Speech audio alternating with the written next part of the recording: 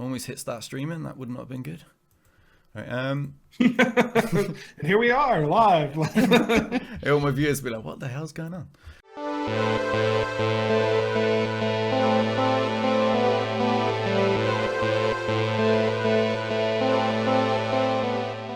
Hey everyone, welcome to my Q&A with Carrie and Nick from Capital Games. Feel free to introduce yourselves, guys, and let people know what your role is within the company. Hi, I'm CG Carrie on the forums, and I'm the senior producer on Galaxy of Heroes. So I sort of have the pleasure of working with this team day in, day out, and kind of figuring out what we're going to do next. And my name's Nick. I go by CG Tophat on the forums. I'm the live producer, and my team is responsible for the day-to-day content that you experience, events, characters, territory battles, territory wars, etc. All right, that's awesome. Thanks for coming by the video today, guys. We've got a bundle of questions here that have come from the community I'm sure you're aware of. So we'll get straight into those. And number one, this is a tasty one I know a lot of people want the answer to. I do as well. Is Jedi Luke on his way? So we want to release as many fan favorite characters as possible, and like Jedi Knight Luke, the Luke in the iconic black outfit, like that's definitely high up there. I can't say whether he's on his way at the moment. He will likely find his way into the game at some point, but we don't have a timeline for his arrival at the moment. And I think it's one of those things that we don't like not specifically answering. It's not like kind of bumps out because we'd like to talk about and like kind of theory craft all the cool stuff. But when it comes to specifically, one of the things we're trying to be really communicative about recently is just that if we don't set up expectations, like if we promise something and then we don't hit it because we couldn't figure it out or we QA found something or whatever, like it can sort of create a lot more disappointment. So we'll definitely.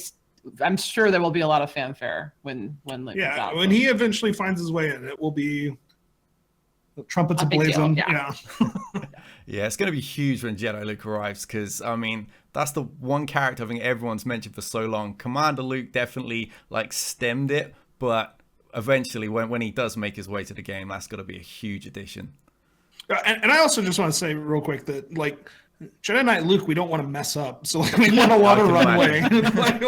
We want a lot of runway to think through doing that correctly because he's a big deal and we want to do that right. Yeah, absolutely iconic character. All right, we'll move on to the second question then. This is another one I've been real interested in asking, and it's about, are we going to get more variety of the prequel tunes anytime instead of sticking for the most part with the original era? And so this one I can answer a little bit more unequivocally. And so the answer is yes, more prequel tunes will come. Similar to we just talked about, I can't give exact dates and when we're thinking about doing it, but mostly it's, I would hope that you and everyone else, we just released the Sith Triumvirate. So we're servicing all different sorts of eras and everything. And I think that we definitely hit pockets because, a lot of times when you start releasing around one set of things, you tend to want to do a couple more rounds of it. But I think when we finally swing the ship back around, so to speak, on the prequel tunes, we'll be doing them and we would like to do them right as well.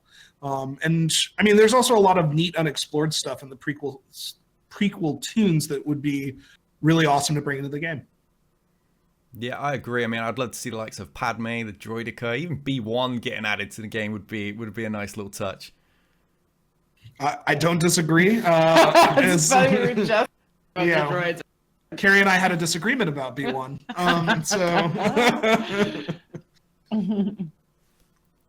Anything you wanted to add there, Carrie, or should we move to the next one? No. You should, yeah. It's just funny as you hit topic we were just talking about, but I mean, not particularly. I want to add just that, I will say this. It is Sith hits it on the head. Nick hits it on the head, where it's we want to explore all the different universes, and so because that's one of the core kind of pillars of this game is the fantasy of being able to be that idea of well, what would happen if I had Darth Vader and Darth Maul and characters from all of these different universes together, and that's a fantasy then. So it's really important to us that we continue to kind of cycle through all of them. So absolutely. All right, sweet. All right, we'll crack on to the third one again. It's more questions about characters, but it's another one I'm sure a lot of fans of the Rebels series will want. It's about the Phoenix faction and if they're going to get any more support. With the recent finale of the series, I know some would like to see a few more characters added, maybe even a Phoenix tag for Ahsoka Fulcrum. So, and I can also answer this one fairly unequivocally at the moment, that we don't have any plans at the moment for any more Phoenix support. And that's not to say that we won't ever touch Phoenix or that we won't touch the Rebels show ever again. It's just at the moment, you know, if you look at last year, we dedicated pretty like not a true fourth, but we dedicated like a fourth of last year between the Phoenix Squad, Ahsoka, Grand Admiral Thrawn, and the Chimera, and the ships that are associated with them too. So, you know, like we did a pretty big nod to them last year. I think that it's weird. It's like we're gonna coast along with. That's not really what the right word is. Though. No, but they're pretty good. But like, they're saturated. Like yeah, we did a lot. We spent a lot of time thinking about like which characters need love and focusing on there. So they're in pretty good shape. Yeah, and I think that's it. They're in good shape. And I mean, but that's also to say like there's other cool parts of it, like obviously the Grand Inquisitor, the brothers and sisters, they're very cool. I know that Volt Scarus is a commonly requested one. So like we're not deaf to that. I would just say that, you know, to your previous question,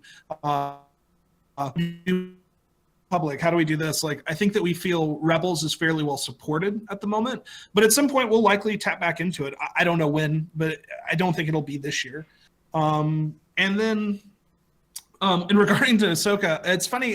So Ahsoka, when we originally released her, sort of our understanding of the show and where it was at is that she was Phoenix Squad adjacent is like the best way to put her. Like she really wasn't necessarily a part of the squad. The primary.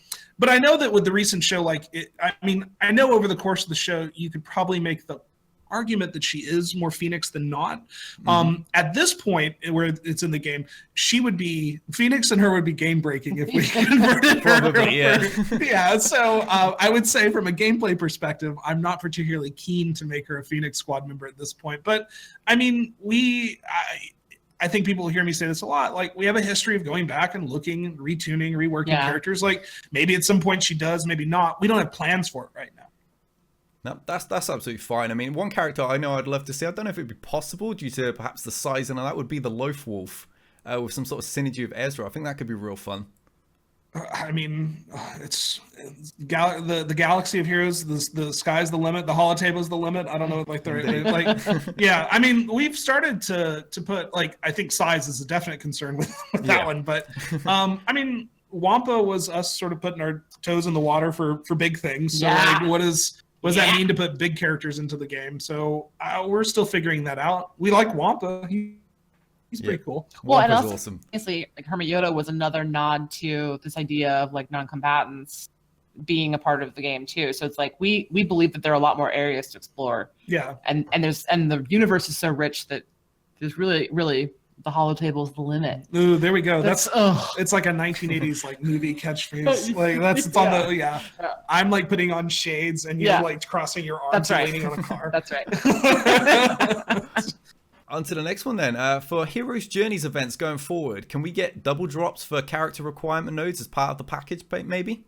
Yeah, so I think the answer is unfortunately no. We're not going to be running double drops with every Hero's Journey event. And sort of our theory or the reason why we've run them in the past, and to be fair, we've experimented over the past year with it, but I think our thinking was that with the absolute first run of a Legendary or a Hero's Journey, we will use double drops to help those players that are just close to being qualified be able to tip over into it. Right. But after the very first run of it, I guess like our theory is that once it's out in the world, you know what the requirements are. Like, you know what needs to happen. And especially given the length of time between first and second runs, that players need to make a decision on whether they want to be qualified for the second time or not. And so that no is also like no, not definitely. Like it's always a possibility. Like the thing about double drops I think that we like is that we can turn them on to sort of amp up, people's progress where we feel like it needs to be amplified. And so it's a tool that we want to use when needed, but we don't want to make a commitment to like happening every time just because we don't want to set expectations and then disappoint. Yeah, that's understandable. Yeah. It's also like one of the tool bag, like one of our tools in the tool bag that's like really feels spontaneous and fun. And that like if you make it all the time, then it's no longer spontaneous and fun. Next question then. The 21-day Crystal Booster Pack was removed from the store months ago, and at the time it was said that pack was going to be evaluated and that something was going to replace it. Any thoughts on that?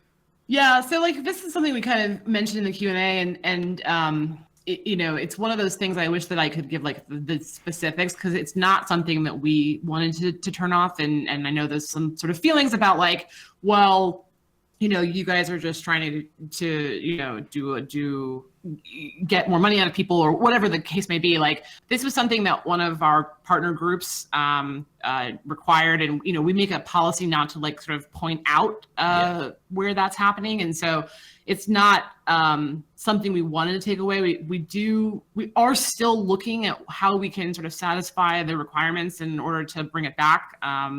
But it's one of those things that's been kind of ongoing as we're trying to kind of navigate the actual requirement. Yeah, I mean, like, I think, like, yeah, and it's just basically, it's not for lack of us wanting to bring one in. It's just that we cannot at the moment, and we are still reviewing what it means for us to bring it back. Yeah. Okay. How about the Bronzium cards? I know a lot of people want to see them opened in multiples. Any chance we're going to see that?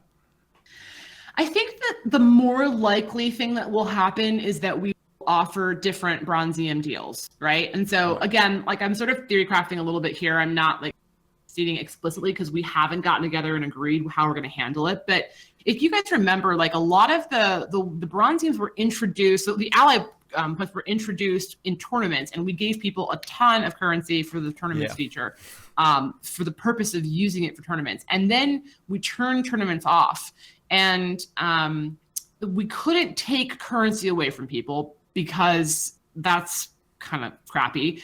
But it's just mean. It's mean, right? But the thing is, it was actually not really intended for the amount of things that you can get inside of the Bronzium to be given at that high of quantities, right? So like because some people were granted like up to like a million of Bronzium of ally points, like they're sitting on a lot of them. And if we made it super easy to facilitate opening all of that, like it just sort of screws up the whole kind of progression curve with a currency that was never intended to be used for that. It was intended to be used for tournaments. So, but we understand that people have this currency, and with some hoop jumping, they're able to sort of redeem it anyway. So I think the more likely thing is we're going to come up with some additional offers that are, you know, for some slightly better items that are a slightly higher conversion ratio. So we can kind of provide something that people want, but not necessarily so many items that you can buy when you have like 1 million, 2 million ally points. Okay, that's pretty sweet. The but that's TBD. You should like slap. Sure, that's TBD. Yeah. Okay, now I'm a big fan of this mode, but I know the community is kind of split on it due to the reasons within the questions. So, are there any current plans to add more ships, hardware, raids, or any thoughts on adding some diversity to the meta? Yeah, so I'm also a big fan of this mode. It's like very personal to me because ships was one of the very first things that I worked on when I joined this team, and so it's like a very personal thing for me. What we just sort of launched the Road Ahead blog where we talked about the fact that we are looking at ships and we are coming out with changes to ships.